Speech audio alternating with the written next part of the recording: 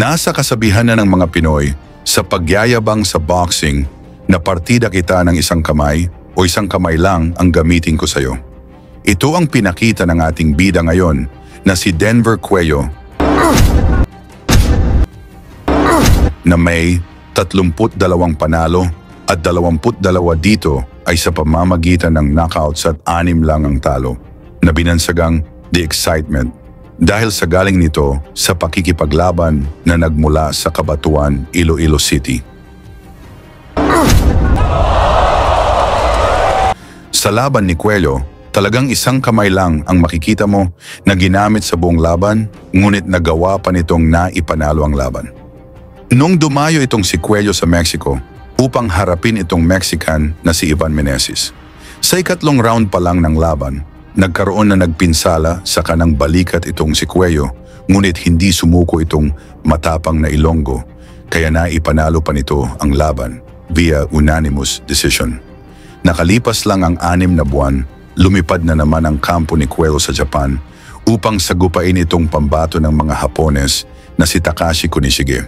Ngunit sa umpisa pa lang ng unang round, sumakit na ang balikan ng ating Pinoy na si Cuello, ngunit matapang pa rin itong tinuloy ang laban. Halika mga boxing fans ating panoorin kung paano tinalo ng Ilonggo na si Cuello. Gamit ang isang kamay lang, itong Hapon sa kanilang baluarte.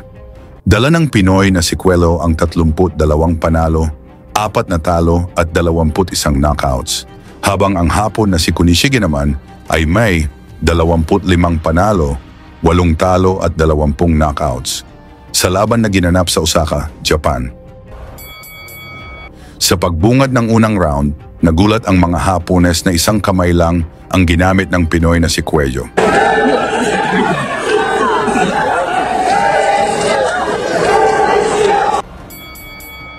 Sa ikalawang round, sigawan ang mga Japanese fans para sa suporta sa kanilang pambato na para bang sinigurado na nila ang laban dahil isang kamay lang ang ginamit ng ating Pinoy.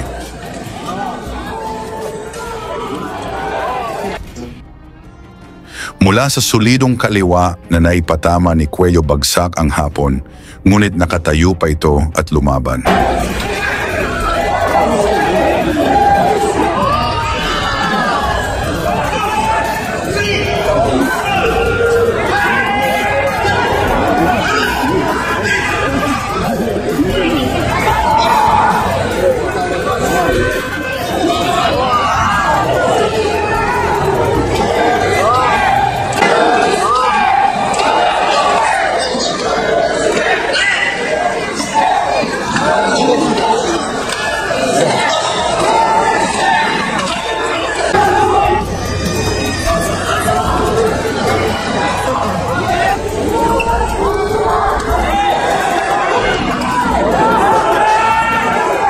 Mas lalong uminit ang palitan ng suntok dito sa mga sumunod na rounds, ngunit isang kamay pa rin ang gamit ng ating Pinoy.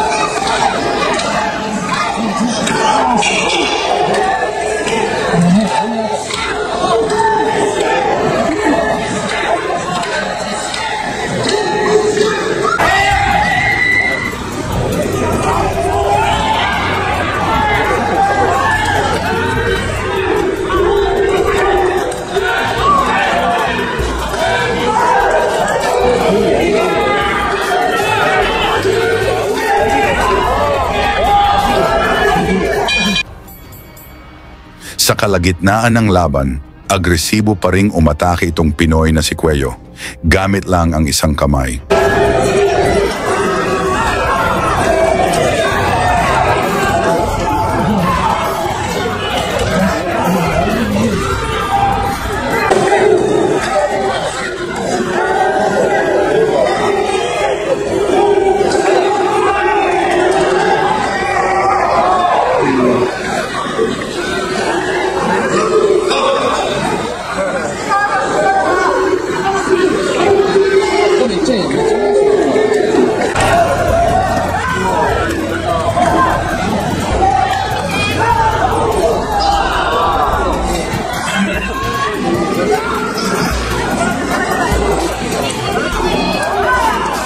Bistado pa ang pagpabor ng referee dito sa laban, kung saan binigyan ng deduction ang ating Pinoy.